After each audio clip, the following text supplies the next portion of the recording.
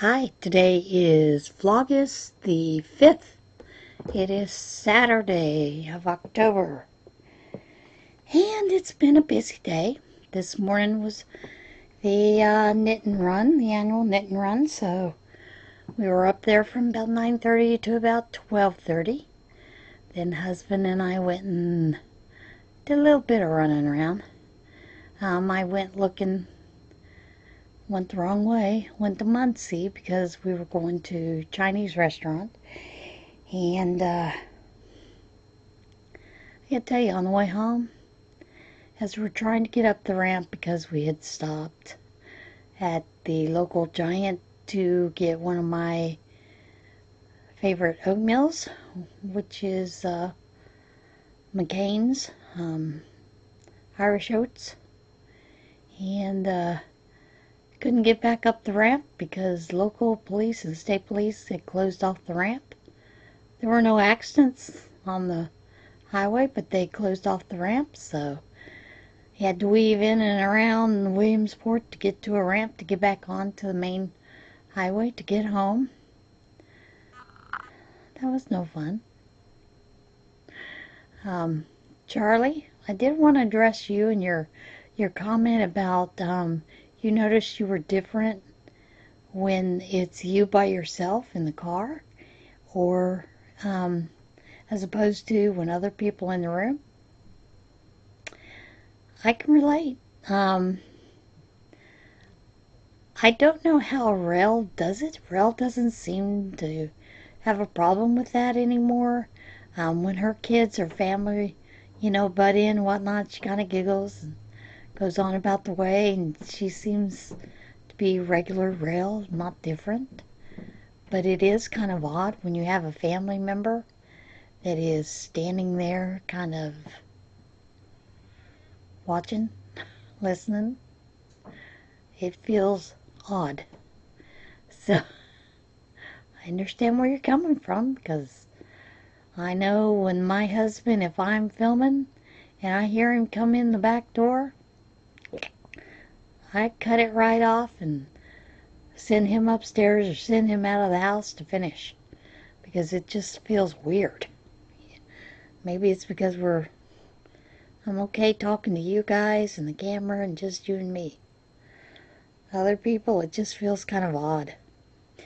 We did have a reporter there that was taking pictures, and I think she probably felt a little odd in the group. I hope she felt welcome.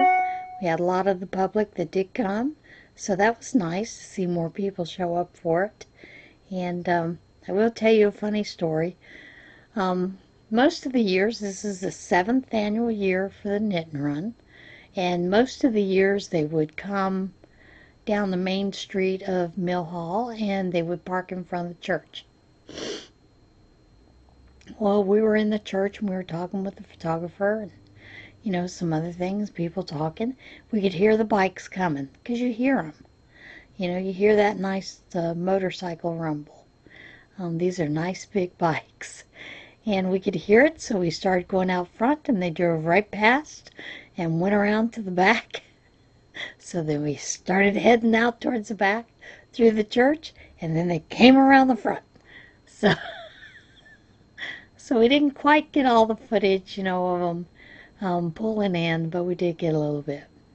I did want to tell you, last year they had one van that was completely filled with items. This year they had 2 vans plus a nice big Dodge truck, one of those real big beds, real big trucks, and the bed and the super cab were completely filled with bags of items to be distributed. So there were quite a few places that asked to be added this year, and we understand there's some more that are requesting to be added for next year's knit and run. So we're going to start. It's a good thing we had some things put back. One of our other members was teasing about, oh good, now we can all take a vacation from now through the winter months. I don't think so. The list just keeps getting bigger and bigger. It just keeps growing. So, and we'll work until we can't work anymore. Today's scrap project is a little sheep. And this is a cute little pattern that is done by HappyBerry. Look at those ears. HappyBerry crochet, or not Holly, HappyBerry Crochet. And this was her Scrap Friday projects. I think this was 2017. I'm not sure, but the link will be down below that will take you to directly. It is basically done. You're done. Start here and you work all the way through the body, stuff it, and you do the ears too, and stuff it, close it off, and then you make the feet, and then just sew the feet on, and then you make the eyes. I like the way she did the eyes. Basically, it is taking your, a long strip of whatever eye color you're using, tying 3 knots in one section of it. Then you'll bring both of the strings through to the other side where you want the other eye. You'll tie 3 knots, and then you start burying your additional strings in. So I really like doing the eyes that way. Of course, wouldn't be Jane's if it wasn't a little derpy. But I love the little scrap project, and this will go up on my shelf with some of the other things that I have that are derpy. So that is it for today's short little vlogtober. I am going to add footage of the knit and run, what I did catch. It's bits and pieces that are just put together. So, kind of ignore the talking that ends and then somebody else talking. But we were talking with the photographer about how disorganized it was the first year, and I did learn how it came together to the 2 groups working together. Perry, the president of the Bikers Club, and his wife. Perry's grandmother had passed away, and Pastor Susan did the funeral for his grandmother. And after the funeral, they always have a reception, in the church, that kind of thing. She was in the office. She was, answering some calls, those kind of things. Perry came in and, because they'd talked about the motorcycle club. And he said, listen, Susan, if there's anything that the Bikers Club can do for you, please let us know. Susan said, well, sit down for a minute or two, and I've got an idea. So she told him what we do, and that it would be nice to be able to have somebody to deliver all those, because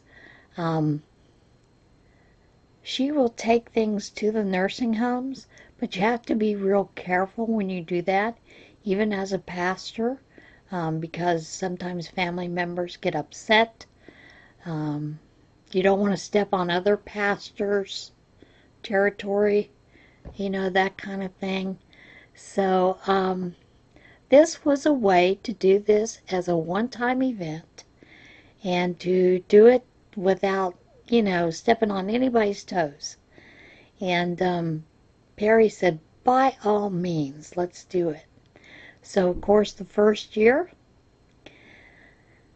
we had no idea how to do this, so things were laid out on the pew. They've been laid out on the pews every year.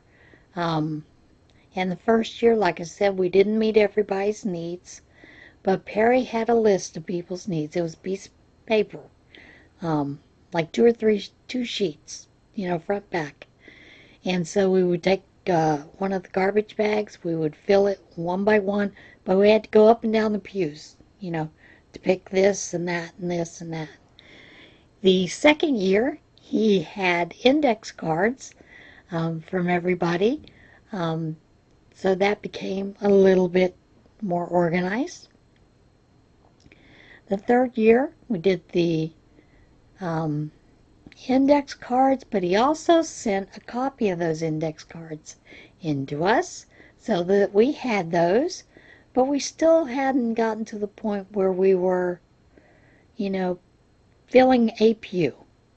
But we knew that we were sort of kind of doing that.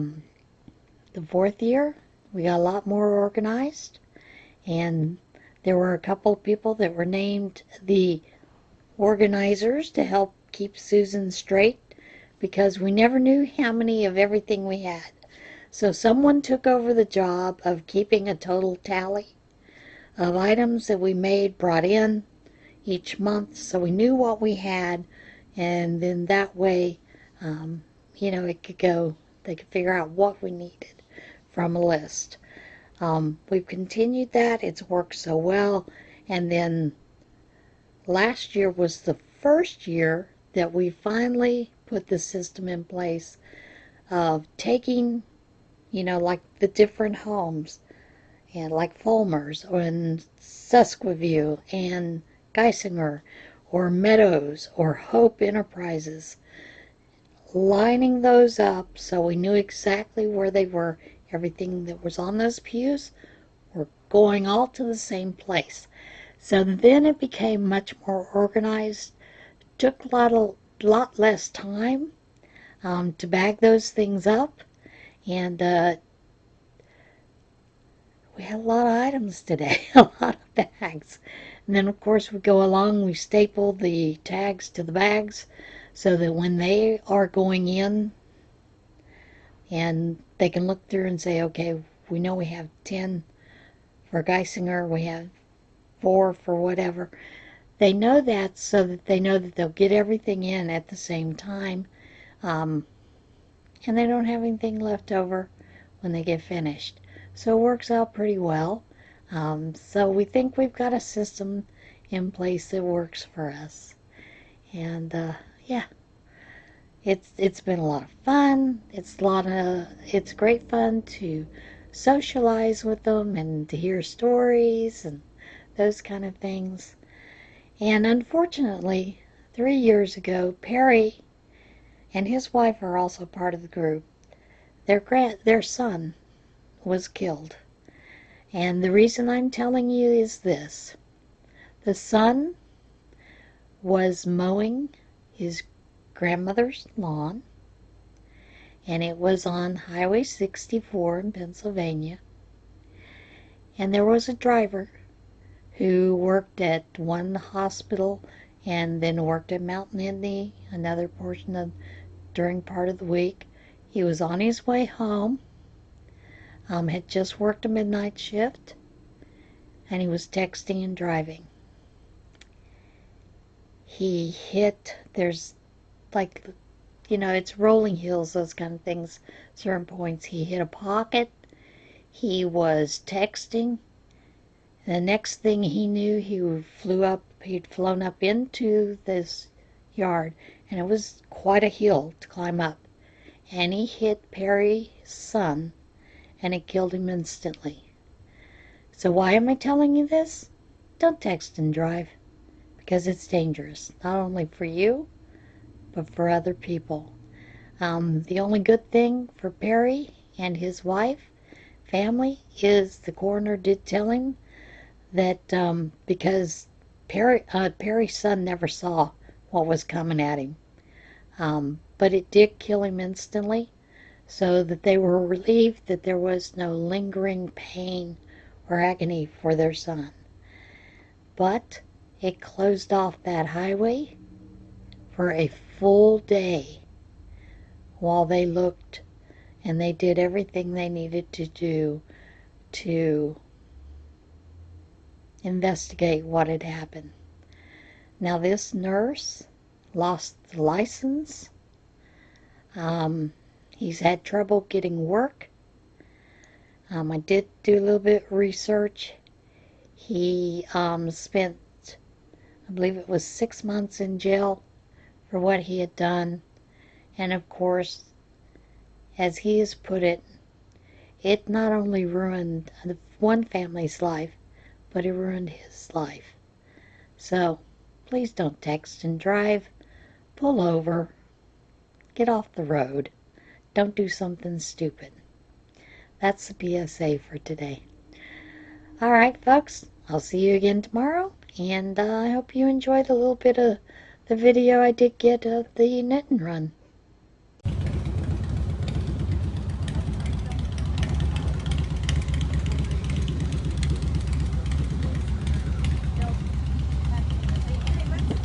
Yeah, they'll come in and they'll... Hi! Welcome! We're all ready for you. You are. We are. As usual? As usual. This is the second annual. Yep. Hugs, everybody. How many annual?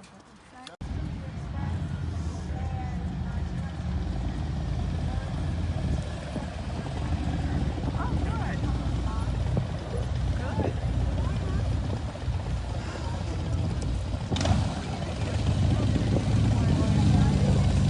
It really is warmer inside.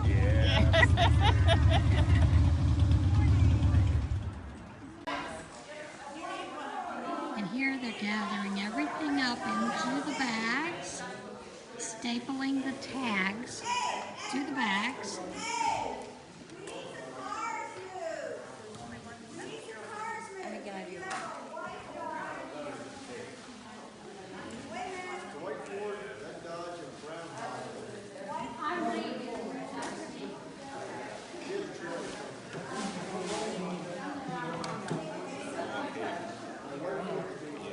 And then everything is stapled to the bags.